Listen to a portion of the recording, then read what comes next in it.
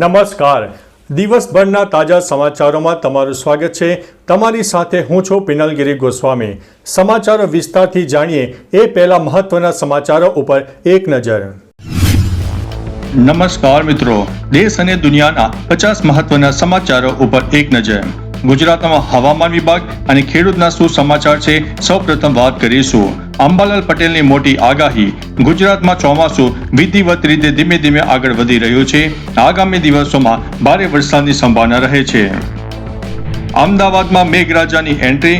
અસહ્ય ગરમી અને બફારા બાદ અમદાવાદ સહિત ગુજરાતના અનેક વિસ્તારમાં વરસાદથી વાતાવરણમાં ઠંડક પ્રસરી જવા પામી છે. ખેડૂતોમાં ખુશીનો માહોલ. ભાવનગર, સોનગઢ અને ગીર પંથકમાં સારો વરસાદ થતા ખેડૂતોએ વાવણીના શ્રી ગણેશ કર્યા છે. મિત્રો, ઉત્તર ગુજરાતમાં પણ વરસાદના સમાચાર સામે આવી રહ્યા છે. હિંમતનગર અને ઈડર બાદ હવે વડાલી પંથકમાં પણ મેઘમહેર જોવા મળી છે. મિત્રો, કડીથી સૌથી મોટા સમાચાર. પ્રી મોન્સૂન કામગીરીની પોલ ખુલી છે. માત્ર 1 ઇંચ વરસાદમાં જ કડીનો અંડરપાસ પાણીમાં ગરકાવ થતા તંત્ર સામે મોટા સવાલો ઉભા થયા છે. મિત્રો, વરસાદની આગાહીઓ પર મોટો વિવાદ જોવા મળ્યો છે. વિજ્ઞાન જાથાએ ખાનગી વરસાદી આગાહીઓ સામે સવાલ ઉઠાવીને આંદોલનની ચીમકી આપી છે. હવે વાત કરીશું અમદાવાદની. અમદાવાદ મ્યુનિસિપલ કોર્પોરેશનની નવી સિસ્ટમ. શહેરમાં કયા વિસ્તારમાં કેટલો વરસાદ પડશે તેની ચોક્કસ આગાહી હવે એએમસી કરશે. હવે વાત કરીશું મિત્રો વડોદરાની. વડોદરામાં રોષની લાગણી વ્યાપી ગઈ છે. વડોદરાના ગ્રામ્ય વિસ્તારોમાં વરસાદી કાંસ બનાવવાની કામગીરી ધીમી ગતિ ચાલતા સ્થાનિકોમાં અત્યારે આક્રોશ જોવા મળી રહ્યો છે. હવે મિત્રો વાત કરીશું ગુજરાતના રાજકારણ અને વહીવટી સમાચારની. રાજ્ય કક્ષાના યોગ દિવસની જાહેરાત. આગામી 21 જૂને ગાંધીનગરના માણસામાં સીએમ ભૂપેન્દ્રભાઈ પટેલની અધ્યક્ષતામાં રાજ્ય કક્ષાનો આંતરરાષ્ટ્રીય યોગ દિવસ ઉજવવામાં આવશે. હર્ષ સંઘવીનું મિત્રો મોટું નિવેદન સામે આવ્યું છે. પીએમ મોદીના નેતૃત્વના વર્ષો નિમિત્તે સેવાકીય કાર્યો અંતર્ગત રાજ્યભરમાં 24,000 જેટલા યોગ કાર્યક્રમો યોજવાનું આયોજન કરવામાં આવ્યું છે. મિત્રો, હાર્દિક પટેલના સૌથી મોટા સમાચાર સામે આવ્યા છે. હાર્દિક પટેલ લાલ ગુમ જોવા મળ્યા છે. વિરમગામમાં વિકાસ કાર્યોના વિલંબ મુદ્દે ધારાસભ્ય હાર્દિક પટેલે અધિકારીઓનો ઉધડો લીધો હતો. મિત્રો, અમદાવાદથી સૌથી મોટા સમાચાર સામે આવ્યા. અમદાવાદ આરટીઓ સેક્શનમાં આવી છે. સર્વરની ખામીઓ વચ્ચે ચાલી રહેલા કથિત લાયસન્સ કૌભાંડને લઈને તપાસ તેજ કરવામાં આવી છે. અન્ય મહત્વના સમાચારની વાત કરીએ તો પરિમલ નથવાણીની જીત. પરિમલ નથવાણી ઝારખંડથી ચોથી વખત રાજ્યસભામાં ચૂંટાતા સમર્થકોમાં ઉત્સાહની લાગણી વ્યાપી ગઈ છે. મિત્રો, મધ્ય ગુજરાતના ઉમરેઠમાં ધારાસભ્યનો સપાટો. ઉમરેઠ સુલેલી રોડ પર ઓવરલોડ રેતીના ડમ્પરો રોકીને પોલીસ પાસે મસમોટો દંડ વસૂલવામાં આવ્યો છે. હવે વાત કરીશું મિત્રો રેગિંગ સામે કડક વલણ. આરોગ્ય મંત્રી પ્રફુલ્લ પાનસેરિયાએ મેડિકલ અને અન્ય કોલેજોમાં રેગિંગ સામે શૂન્ય સહિષ્ણુતા એટલે કે ઝીરો ટોલરન્સની નીતિ દોહરાવી છે. હવે વાત કરીશું મિત્રો વડોદરાની. વડોદરામાં વિકાસ કાર્ય. કરજણની ગાવટ ચોકડી પાસે બંને બાજુ મુસાફરો માટે પિકઅપ સ્ટેન્ડના શેડ બનાવવાનું કામ શરૂ કરવામાં આવ્યું છે. હવે મિત્રો વાત કરીશું સમાચારમાં ક્રાઇમ અને સ્થાનિક બનાવોની. સુરતમાં ફેક કિડનેપિંગ. ₹50 લાખ પડાવવા માટે યુવકે પોતાના જ અપહરણની ખોટી કહાની રચી. પોલીસે ગણતરીના કલાકોમાં ભેદ ઉકેલી નાખ્યો છે. અન્ય મહત્વના સમાચારની વાત કરીએ તો રાજકોટ જૈન દેરાસર ચોરી કેસ. પેલેસ રોડ જૈન દેરાસરમાં થયેલી 43.29 લાખની ચોરીનો ભેદ ઉકેલાયો છે. ઓફિસ બોય સહિત 3ની રાજસ્થાન અને ઉત્તરાખંડથી ધરપકડ કરવામાં આવી છે. ત્યારે મિત્રો આગળ વાત કરીશું ધરમપુરમાં દીપડાનો આતંક. મધુરી ગામમાં પશુઓ માટે ચારો લેવા ગયેલા 65 વર્ષીય વૃદ્ધ પર દીપડાનો હુમલો જોવા મળ્યો છે. ગંભીર હાલતમાં સુરત સિવિલ ખસેડવામાં આવ્યા છે. ત્યારે મિત્રો વાત કરીશું અમરેલીની. અમરેલીમાં પોલીસ ઉપર હુમલો થયો છે. રાજુલાના ખેરા ગામે બંધકને છોડાવવા ગયેલા પીપાવાવ મરીન પોલીસના પીએસઆઈ સહિત 4 જવાનો ઉપર હિંસક હુમલાની ઘટના સામે આવી છે. હવે વાત કરીશું મિત્રો અમદાવાદની.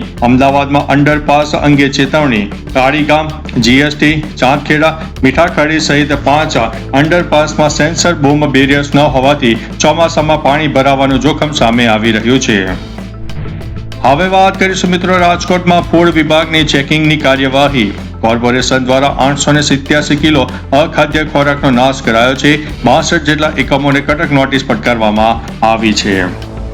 હવે વાત કરીશું મિત્રો સુરતમાં હાલાકીની. જન્મ મરણના દાખલા મેળવવા માટે ઓનલાઈન સિસ્ટમ ખોરવાતા અરજદારોને ધક્કા ખાવાની નોબત આવી છે. ત્યારે વાત કરીશું મિત્રો સાયબર ફ્રોડનો મોટો મામલો. પૂર્વ વડાપ્રધાનના પુત્ર સાથે વોટ્સઅપ માધ્યમથી 7.8 કરોડની ઓનલાઈન ઠગાઈ થતા ચકચાર મચી જવા પામી છે. હવે મિત્રો વાત કરીશું રાષ્ટ્રીય સમાચારની. ઉત્તર પ્રદેશના રાજકારણમાં ગરમાવો. સમાજવાદી પાર્ટીના 25 થી 26 સાંસદો ભાજપના સંપર્કમાં હોવાનો ડેપ્યુટી સીએમ કેશવ પ્રસાદ મૌર્યનો મોટો દાવો સામે આવ્યો છે. મિત્રો આગળ વાત કરીશું શિવસેના યુટીબીની બેઠક. દિલ્હીમાં સંજય રાઉત દ્વારા સાંસદો માટે 3 લાઇનનો વ્હીપ જાહેર કરાયો છે. પક્ષમાં ભંગાણની આશંકા વ્યક્ત કરવામાં આવી છે.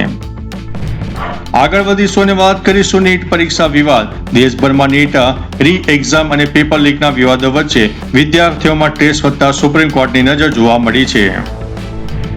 હવે વાત કરીશું ઇબોલા વાયરસ અંગે મોટું એલર્ટ. ભારતમાં ઇબોલા કેસની એન્ટ્રીના અહેવાલો વચ્ચે સ્વાસ્થ્ય મંત્રાલય હવે સતર્ક થતું દેખાઈ રહ્યું છે. મિત્રો આગળ વધીશું અને વાત કરીશું કેન્દ્રીય મંત્રીની રાજકોટ મુલાકાત. સામાજિક ન્યાય અને અધિકારીતા રાજમંત્રી રામદાસ આઠવલે સરકારી યોજનાની સમીક્ષા બેઠક યોજી હતી. ત્યારે હવે વાત કરીશું ભરૂચ દહેજ બંદર પર નવું જહાજ જોવા મળ્યું છે. અંદાજિત 62,370 મેટ્રિક ટન LNG લઈને આવતું માલવાહક જહાજ ડીસા સુરક્ષિત રીતે દહેજ બંદરે પહોંચી ગયું છે. હવે વાત કરીશું પંચમહાલમાં જન કલ્યાણ શિબિરની. વિવિધ સરકારી યોજના અંતર્ગત લાભાર્થીઓને કરોડો રૂપિયાના ચેકનું વિતરણ કરવામાં આવ્યું છે. હવે વાત કરીશું મિત્રો દાહોદમાં વહીવટી કેમ્પની. સંજેલી તાલુકાના હિરોડા ખાતે જન કલ્યાણ શિબિર યોજાઈ ગઈ છે. ગ્રામજનોના પ્રશ્નોનો સ્થળ ઉપર નિકાલ કરવામાં આવ્યો છે.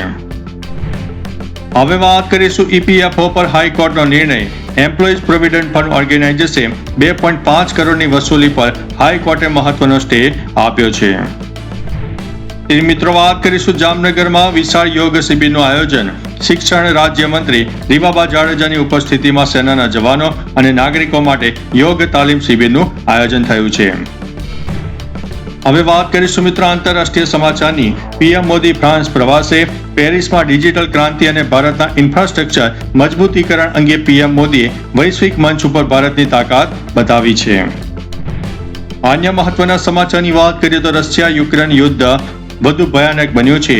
યુક્રેનના રાષ્ટ્રપતિ ઝેલેન્સ્કીએ મોસ્કોને ચેતવણી આપી છે. જો યુક્રેન સળગશે તો મોસ્કો પણ રાખ થશે.